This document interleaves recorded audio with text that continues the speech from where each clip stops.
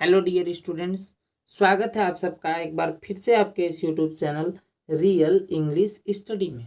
Friends, आज की इस वीडियो में हम लोग नरेशन के पार्ट 8 की बात करेंगे। इट मीन्स इस पार्ट में हम लोग देखेंगे कि इम्परेटिव सेंटेंस के आगे जो लेट से स्टार्ट होने वाले इम्परेटिव सेंटेंस होते हैं उनका डायरेक्ट से इनडायरेक्ट नरेशन में कैसे बदलते हैं। इट मीन्स जो लेट से स्टार्ट होने वाले वाक्य हैं उनको इनडायरेक्ट नरेशन में किस प्रकार से चेंजिंग किया जाता है, ये सब कुछ हम लोग इस वीडियो में देखने वाले हैं। तो आइए आज के इस वीडियो की शुरुआत करते हैं।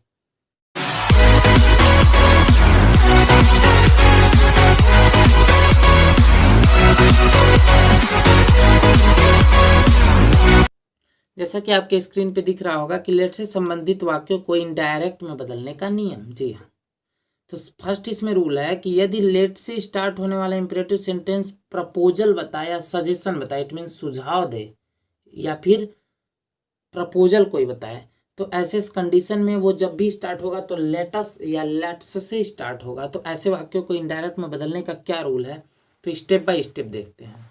फर्स्ट स्टेप कहता है कि रिपोर्टिंग वर्ब यानी कि से या से टू, सेज या सेज टू या सेड या सेड टू कोई भी आया रहे तो इनको से रहेगा तो प्रपोज या सजेस्ट में बदलेंगे, सेज रहा तो प्रपोजेज या सजेस्ट में बदलते हैं, सेड रहा तो सेड को प्रपोज्ड या सजेस्टेड में बदल देते हैं। लेकिन ऐसी चेंजिंग करते समय आपको एक नोट ध्यान में देना होगा कि यदि प्रपोज्ड या सजेस्टेड के बाद ऑब्जेक्ट का प्रयोग करना है तो प्रपोज्ड या सजेस्टेड के बाद ऑब्जेक्ट से पहले आपको टू जरूर लगाना पड़ेगा। आजकल कॉम्पिटिटिव एग्जाम में ये सब गलतियां आ जाती हैं, तो आपको इस बात का ध्यान रखना है कि यदि ऑब्जेक्ट का प्रयोग किया है तो आपको टू लगाना है। It means he said to me रहा तो ही प्रपोज्ड टू मी करना पड़ेगा। प्रपोज्ड या सजेस्टेड के बाद टू प्लस ऑब्जेक्ट लगाना होता है। अब आते हैं स्टेप टू पर। स्टेप टू कहता है कि इन्वर्टेड कामाज को हटाकर आप दैट का प्रयोग करेंगे। इट मीन्स इन्वर्टेड कामा के बाद किसका यूज किया जाएगा, दैट का। थर्ड स्टेप की बात किया जाए तो लेट को हटा देते हैं। थर्ड स्टेप में लेट को हटा देते हैं एवं लेट के बाद जो अस होता है ना, अस को वी या दे में बदल देते हैं। इट मीन्स अगर कहा जाए तो इन्वर्टेड कामा को सीधे हटा करके और लेट को भी हटा करके वी या दे के बाद शुड प्लस वर्ब की first form, it means they should, that we should या दैट दे शुड का यूज किया जाता है। स्टेप 4 में वी या दे के बाद शुड प्लस वर्ब की फर्स्ट फॉर्म का प्रयोग करेंगे, अर्थात इन्वर्टेड कामा को हटाकर दैट वी शुड या दैट दे शुड का यूज किया जाता है। अब दैट वी शुड या दैट दे शुड में से भी अगर क्लियर किया जाए कि कहाँ दैट दे शुड का यूज होगा और कहाँ दैट वी शुड का, तो जब आपका या सब्जेक्ट के प्लेस पे या ऑब्जेक्ट के प्लेस पर आई या मी या वी या अस यानी फर्स्ट पर्सन होगा तो आप वी दैट वी शुड का यूज करेंगे, नहीं तो हमेशा आप दैट दे शुड का यूज कर सकते हैं। एग्जाम्पल्स की बात किया जाए, जैसे Mohan said to his friends let us go to the cinema, तो मोहन सेड टू को सजेस्टेड में बदल दिया गया, टू हिज फ्रेंड्स ऐसे ही रहेगा यानी सजेस्टेड के बाद टू का यूज किया गया, और इन्वर्टेड का हटा करके दैट दे शुड लगाया गया और go to the cinema same to same वैसे रहेगा, आपको कोई चेंजिंग नहीं करना है इसमें। नेक्स्ट एग्जांपल देखते हैं। ही सेड, वह कहा, let us work for the nation, चलिए नेशन के लिए कार्य करते हैं, तो आप ही प्रपोज्ड या सजेस्टेड में बदल देंगे सेड को, इन्वर्टेड का हटा करके दैट दे शुड और work for the nation same रहेगा, लेट हट जाएगा। रूल नंबर 2 की बात करें तो यदि लेट से स्टार्ट होने वाले इंपरेटिव जो सेंटेंस हैं उनसे विश या डिजायर यानी इच्छा का भाव हो ना, तो ऐसे वाक्यों को इनडायरेक्ट में कैसे बदलेंगे, इसको स्टेप बाय स्टेप देखते हैं। तो स्टेप फर्स्ट में रिपोर्टिंग वर्ब को अर्थ के अनुसार से रहेगा तो विश में, सेज रहेगा तो विशेष में, और सेड रहेगा तो विश्ड में। यार इच्छा बता रहा है ना, तो विश में से इच्छा बताना होता है तो इसमें चेंज कर देंगे।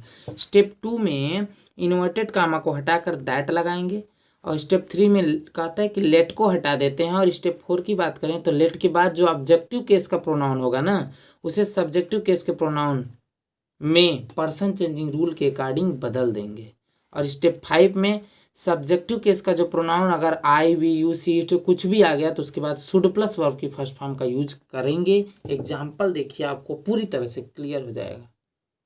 जैसे बात करें एग्जाम्पल की तो ही सेड, वह कहा लेट मी गो आउट, अब ये रिक्वेस्ट हुआ या उसकी इच्छा है, तो ही सेड को विज्ड में बदल देंगे। लेट की जगह पे देखिए दैट लग गया, लेट को हटा देते हैं और मी फर्स्ट पर्सन है, ये इस सब्जेक्ट से चेंज होगा ही से, तो ही आ जाएगा, इट मीन्स ही, और शुड प्लस वर्ब की फर्स्ट फॉर्म शुड लग गया, गो आउट वैसे ही है। नेक्स्ट एग्जांपल है कि the teacher said let me help the students, said को विज्ड में, इस इन्वर्टेड कामा की जगह पर दैट, मी फर्स्ट पर्सन है तो द टीचर से चेंज होगा तो ही, और शुड का यूज कर देना है, आगे जो भी लिखा है वैसे सेम लिख देना है। बात करें नेक्स्ट एग्जांपल की, तो he said, she said let me live with him, said को विज्ड में, इसके जगह पे that, me first person change हुआ सी, और शुड लगाना है आपको, लिव विथ हिम जो रहा उसके बाद वैसे ही लिख देना। तो ऐसा आपको यहाँ तक बिल्कुल अच्छे से समझ में आया होगा। नेक्स्ट रूल की आइए बात करते हैं। अकॉर्डिंग टू नेक्स्ट रूल, यदि लेट से शुरू होने वाले वाक्यों से अलाउ या परमिट यानी अनुमति देने और लेने की बात हो ना, तो उसे इनडायरेक्ट स्पीच में कैसे बदला जाता है इसकी बात करें।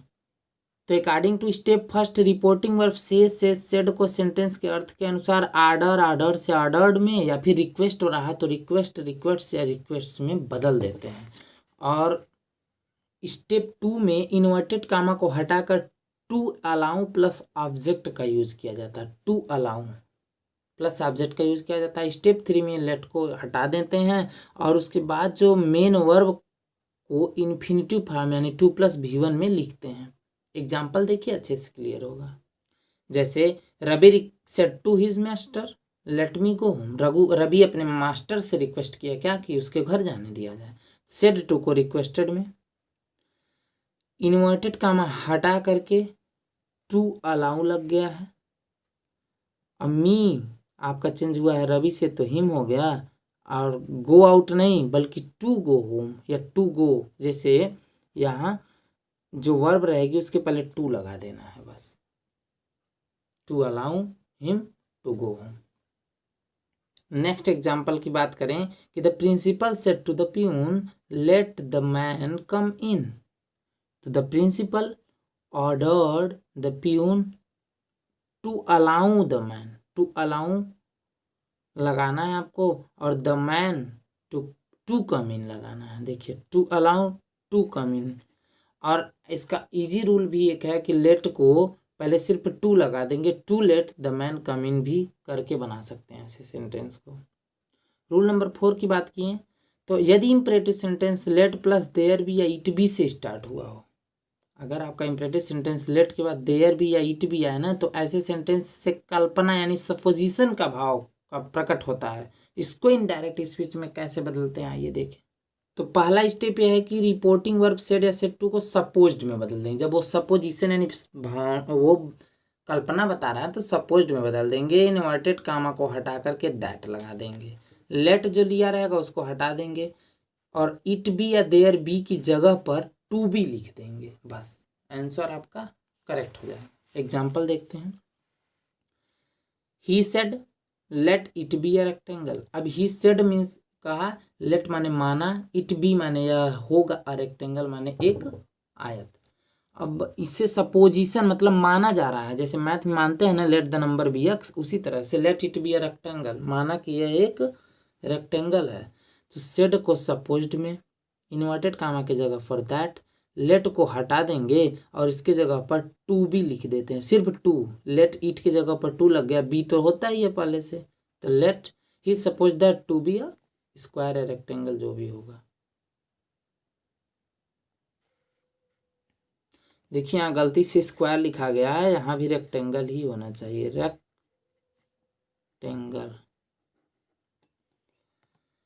नेक्स्ट कि the teacher said let it be a circle, तो द टीचर सपोज्ड दैट और टू बी अ सर्कल। तो आई होप आपको बिल्कुल अच्छे से क्लियर हो चुका होगा कि लेट से रिलेटेड जितने भी सेंटेंस हैं उसको इनडायरेक्ट स्पीच में कैसे बदला जाता है।